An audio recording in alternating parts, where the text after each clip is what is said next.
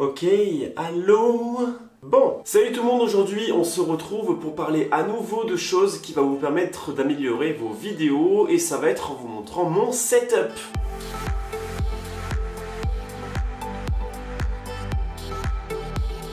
Donc je vais vous montrer le matériel que j'utilise pour faire mon montage vidéo, que ce soit l'ordinateur, mes périphériques et mes logiciels. Donc je vais pas simplement vous montrer mon matériel, ça servirait à pas grand chose. Et en plus de ça, vous êtes beaucoup à me poser des questions sur quel logiciel il faut avoir, quel ordinateur il faudrait avoir, quelle est la config qu'il faudrait avoir pour faire correctement nos montages vidéo. Je suis évidemment pas un expert, je m'y connais juste un petit peu et je sais comment marchent les choses, mais en tout cas s'il y en a qui s'y connaissent mieux que moi, n'hésitez surtout pas à vous manifester dans l'espace commentaire pour essayer d'aider les moins éclairés d'entre nous. Ah, et puis pour tous ceux que ça intéresse, évidemment, vous avez tous les détails de tout mon matériel dans la description de la vidéo. Donc majoritairement, vous avez déjà tous vu mon espace de travail, et la première chose que vous pouvez remarquer, ce sont les deux énormes écrans. Alors pourquoi j'utilise deux écrans? Eh bien je vais vous dire, comme la majorité de ceux qui l'utilisent, une fois que vous en avez deux, vous pouvez plus vous en passer, c'est genre impossible. C'est tellement pratique qu'une fois qu'on les a, on peut vraiment plus s'en séparer, parce que quand on fait du multitâche, c'est vraiment très pratique. On a un côté notre logiciel, de l'autre côté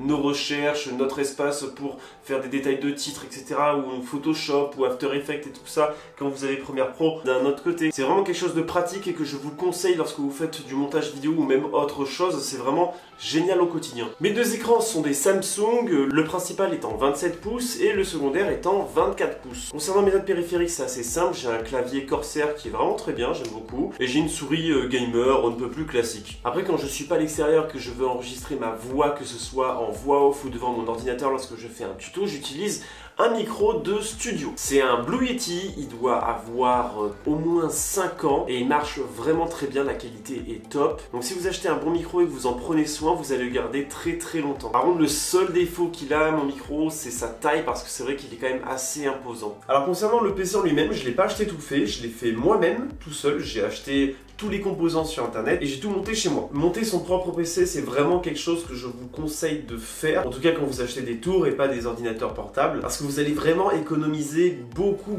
d'argent en achetant les composants et en n'achetant pas des PC qui sont tout faits, tout préparés. Franchement, moi si j'avais dû acheter mon PC tout fait, je pense que j'en aurais pour au moins 300 à 500 € de plus. Donc cet argent économisé, ça vous permet d'avoir de meilleurs composants dans votre ordinateur. Après, c'est sûr que ça fait peur de manipuler des composants qui coûtent extrêmement cher. Si vous y connaissez pas, essayez de voir si vous connaissez des gens qui puissent le faire pour vous, mais en tout cas c'est vraiment quelque chose que je vous conseille de faire. Donc qu'est-ce qu'il y a précisément dans cet ordinateur? Il y a comme processeur un Intel Core i7-7700K condensé à 4,2 GHz et qui a évidemment 4 cœurs. En plus de ça, j'ai 16 Go de RAM, même si maintenant je trouve que c'est insuffisant et que je vais bientôt passer à 32 Go. Je vais vous expliquer après pourquoi. Et la marque, je crois que c'est Corsair si je ne me trompe pas. Ensuite, j'ai une carte graphique Nvidia GeForce GTX 1060 de 6 Go, un SSD Kingston de 480 Go et un disque dur de 2 Tera pour faire toutes mes sauvegardes. Alors maintenant, je vais vous expliquer pourquoi j'ai acheté tout ça, pourquoi j'ai un i7, pourquoi j'ai 16 Go de RAM et pourquoi j'en veux maintenant 32 et pourquoi c'est important d'avoir un SSD, etc. etc. Donc s'il y en a qui s'y connaissent mieux que moi et qui veulent détailler tout ça, n'hésitez pas à le faire dans la description et du coup les autres de lire ce qu'il y a écrit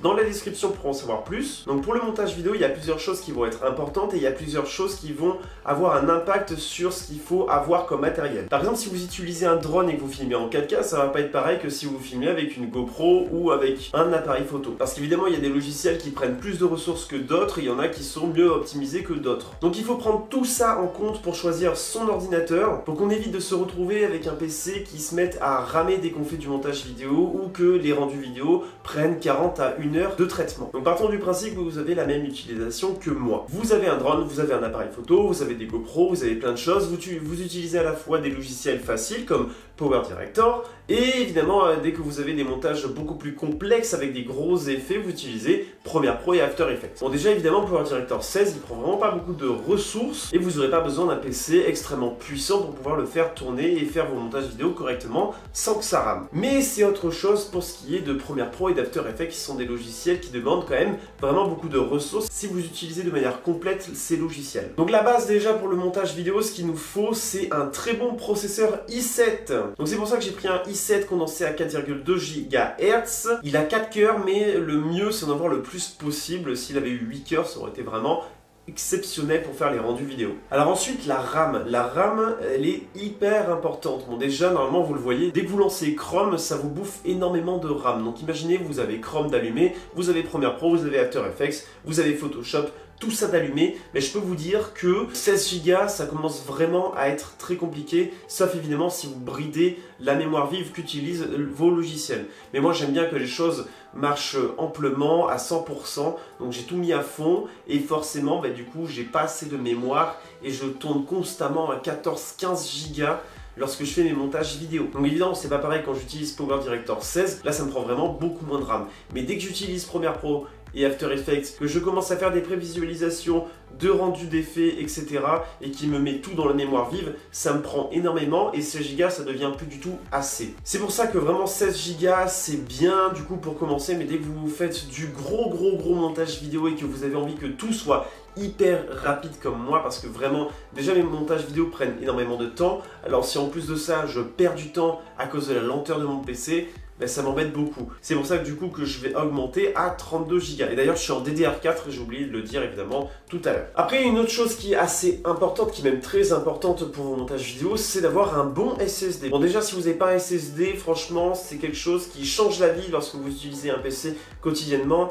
Un SSD par rapport à un disque dur normal. Normalement pour s'allumer, votre PC il va s'allumer en je sais pas moi 10 secondes, il y en a des fois 3 secondes, voire mais des fois moins, alors qu'avec un disque dur normal, votre PC il met plus d'une minute à se lancer. Vos logiciels c'est pareil, vous cliquez dessus, hop, il s'ouvre en 4 secondes. C'est vraiment génial, c'est hyper pratique. Donc toutes les tâches vont se faire beaucoup plus rapidement, donc il faut installer ces logiciels sur le SSD et sauvegarder vos vidéos, etc. Toutes vos autres sauvegardes sur le DD parce que ça va être dangereux. Vous risquez de corrompre vos vidéos, vos photos, etc. si vous les stockez sur votre SSD. Donc lorsque vous êtes en post-production, vous mettez vos vidéos sur le SSD et une fois que vous avez terminé votre montage vidéo, vous les transférez sur votre disque dur. Mais vraiment, ayez 2 disques durs. Un SSD, ça suffit pas. C'est dangereux d'avoir que ça, vous risquez de perdre des données. Parce que du coup, j'ai mon disque dur de 2 Tera sur le côté, mais je vais m'en racheter un autre au cas où si celui-là il flingue, parce que ça m'est déjà arrivé de perdre des données à cause d'un disque dur qui a cramé, donc forcément ça me fait un petit peu peur parce que j'ai perdu quand même pas mal de vidéos de drone à cause de ça. Bon par contre la seule chose qui est vraiment pas importante c'est la carte graphique. Enfin le truc c'est que bon si vous voulez regarder vos vidéos en 4K sur votre ordinateur, prenez 4 Go, ça vous suffira amplement je pense. Mais bon, moi j'ai une carte graphique de 6 Go parce que je joue quelquefois aux jeux vidéo.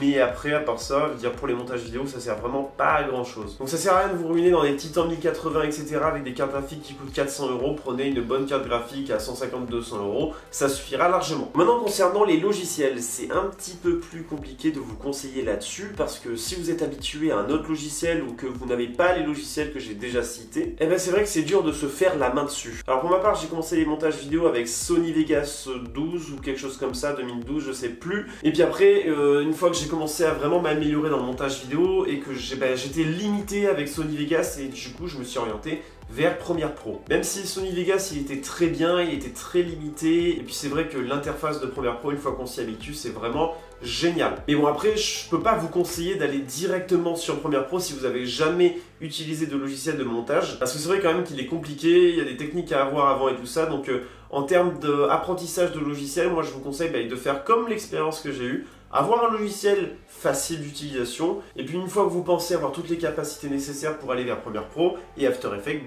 faites-le. Mais c'est vrai que commencer direct avec Premiere Pro, je pense que c'est compliqué et je pense que 90% des gens ont d'abord commencé avec un logiciel intermédiaire pour ensuite se rediriger vers Premiere Pro. Donc si vous êtes débutant ou intermédiaire et que vous avez peur d'aller directement vers Premiere Pro, que vous n'êtes pas prêt à affronter cette étape, moi du coup je peux que vous conseiller mes logiciels partenaires qui sont ceux de Power Director 16 dans la description de la vidéo si vous êtes intéressé évidemment. C'est un logiciel qui est vraiment très facile d'utilisation, c'est pour ça que j'ai accepté ce partenariat avec eux. Donc voilà, je vous le conseille, j'ai déjà fait des vidéos dessus si vous voulez aller voir dans mes anciennes vidéos. Et puis après, donc si vous êtes prêt pour Premiere Pro, franchement, foncez, c'est un très bon logiciel que j'utilise beaucoup lorsque je fais des gros montages vidéo qui me prennent des dizaines d'heures, voire plusieurs jours. Parce que du coup, je peux pas vous conseiller d'autres logiciels. Enfin si, il y en a un, c'est Final Cut Pro pour ceux qui sont sur Mac. Apparemment c'est un très bon logiciel, très simple. Et après pour le reste, j'entends que des avis mitigés, donc j'ai pas vraiment envie de vous conseiller d'autres choses.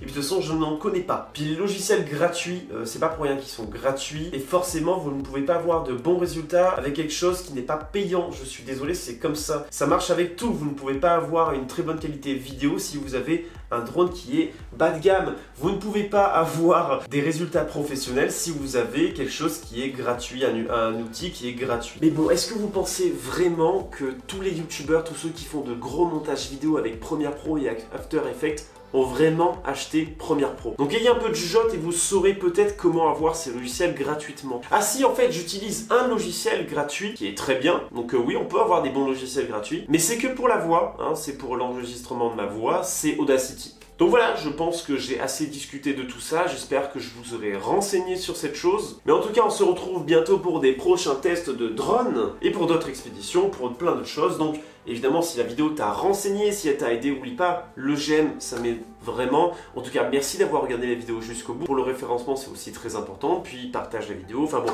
de toute façon, je pense que tu es au courant de tout ça. Donc on se retrouve pour une prochaine fois. Salut!